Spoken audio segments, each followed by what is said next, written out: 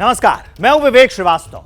देश की supersonic missile BrahMos, जिसका लोहा पूरी दुनिया मानती, जो पलक झपकते ही अपने लक्ष्य को भेद कर भारत के दुश्मनों के दांत खट्टे कर सकती, वो ब्रह्मोस क्या 2014 से पहले बेड़ियों में जकड़ी हुई थी? क्यों यूपीए सरकार में भारत ब्रह्मोस का बड़ा निर्यातक नहीं बन सका? क्या नीति और नियत के दोष में ब्रह्मोस फंस गई?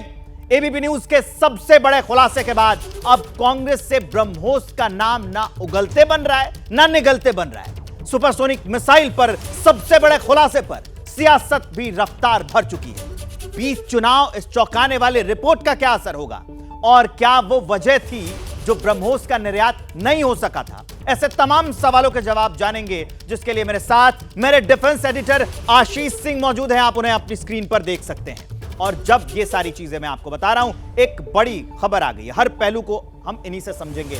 एक बड़ी अपडेट, उसी से इस बुलेटिन की शुरुआत ब्रह्मोस मिसाइल के निर्यात पर है। यह बड़ी खबर, एबीपी न्यूज के पास एक्सक्लूसिव दस्तावेज हैं। यूपीए में लटकी ब्रह्मोस के निर्यात की फाइल। यूपीए सरकार ने रोका था ब्रह्मोस का निर्यात। ब्रह्मोस एयरस्पेस की टीम के साथ रोक टोक की गई। 2010 में इंडोनेशिया की टीम दिल्ली से बेरंग लौटी थी। ये बड़ी अपडेट हम आपको बता रहे हैं। 2010 का वो साल था। तो अब हम आपको उसके सबूत गिनाने जा रहे हैं। डीके महापात्रा जो रक्षा मंत्रालय में थे, क्या हुआ था वो जानिए। एक एक सबूत आपके सामने हम रखने वाले हैं। 17 से 18 जून 2010 को इंडोनेशिया डेलीगेशन दिल्ली में थी। इंडोनेशिया डेलीगेशन को ब्रह्मोस एयरस्पेस जाने से रोका गया। दिल्ली के ब्रह्मोस एयरस्पेस दफ्तर में डेलीगेशन को जाना था और उसे रोका गया। ब्रह्मोस मिसाइल के निर्यात की फाइनल नीति ना होने का हवाला दिया गया। लटकाना भटकाना जिसकी हम बात कर रहे हैं। अगला देखिए, सबूत नंबर 2 भी हमारे पास है। उसमें क्या निकलकर सामने आया है? नाम निरुपमा राव, तत्कालीन विदेश सचिव, तारीख 9 मई 2011 की। क्या होता है? डीआरडीओ चीफ को चिट्ठी लिखती हैं। क्या था उसके अंदर, ये हम उसकी कॉपी दिखा रहे हैं और उसका विस्तारित रूप यहां हमने हिंदी में आपको समझने के लिए लिख रखा है।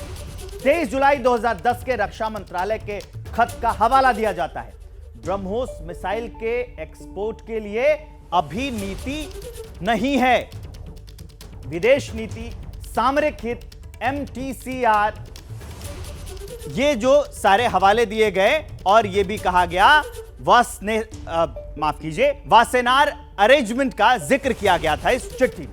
यूएनएससी रेजोल्यूशन टेक्नोलॉजी डायवर्जेंस सीमाओं की स्थिति का भी हवाला दिया गया था। अब मैं अगला सबूत आपको दिखाने जा रहा हूं। रविंद्र पी जायसवाल, विदेश मंत्रालय के डायरेक्टर, तारीख 17 अप्रैल 2014 को ब्रह्मोस एयरस्पेस के जीएम को चिट्ठी लिखते हैं। उसमें क्या था? चिट्ठी हमने आपको यहां दिखाई है। उसका जो विस्तारित रूप है वो हम यहां दिखा रहे हैं। हमें जानकारी मिली है कि टीम ब्रह्मोस फिलीपींस जाने वाली है। फिलीपींस जाने के लिए कोई पॉलिटिकल क्लियरेंस नहीं है। यहीं आके मामला फंसता है। एमईए से बिना क्लियरेंस के टीम ब्रह्मोस, जो टीम ब्रह्मोस है, एमईएस के क्लियरेंस के बिना फिलीपींस नहीं जाएगी। टीम के जाने से पहले आप खुद एमईए से आकर तुरंत मिलिए। तो ये सारी बातें और ये सारे सबूत सामने आए हैं। यूपीए के सरकार की बात थी 2014 जब। आशीष, इससे बिल्कुल ये साफ हो जाता है कि हाँ, एमईए, माफ कीजिएगा, जब यूपीए की थी सरकार तो उस समय रोक टोक की गई थी। लेकिन अब 2 चरण के चुनाव जो हैं वो बचे हुए हैं। उस समय इसका प्रभाव क्या होगा? जरा इसके राजनीतिक पहलू भी हमें समझाइएगा।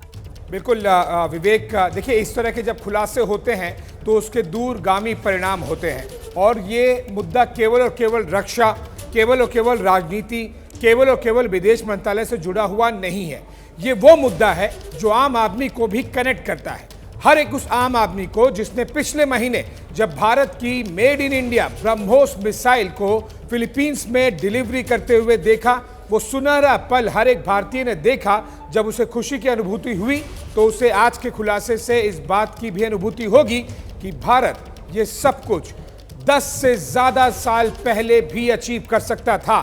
लेकिन इन प्रमाणों से ये साफ हो गया कि ये सुनहरा पल भारत को देखने से रोका गया।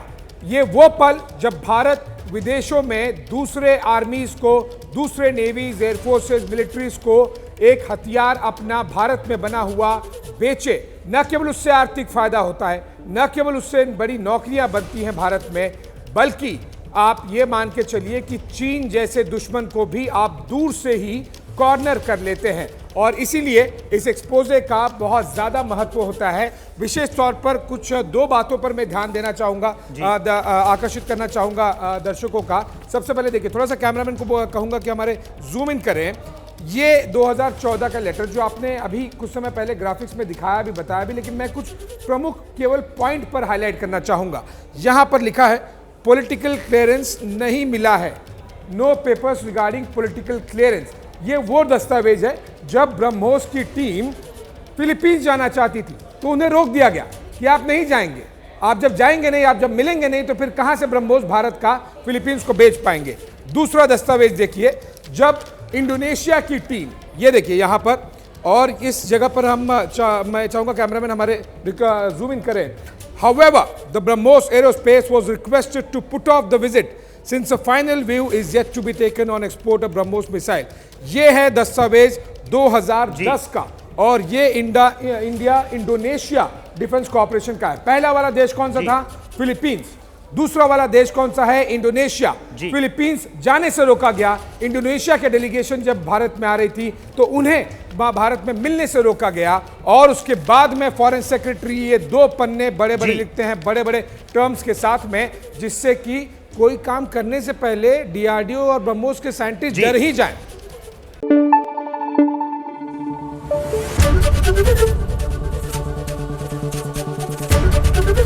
एबीपी न्यूज आपको रखे आगे।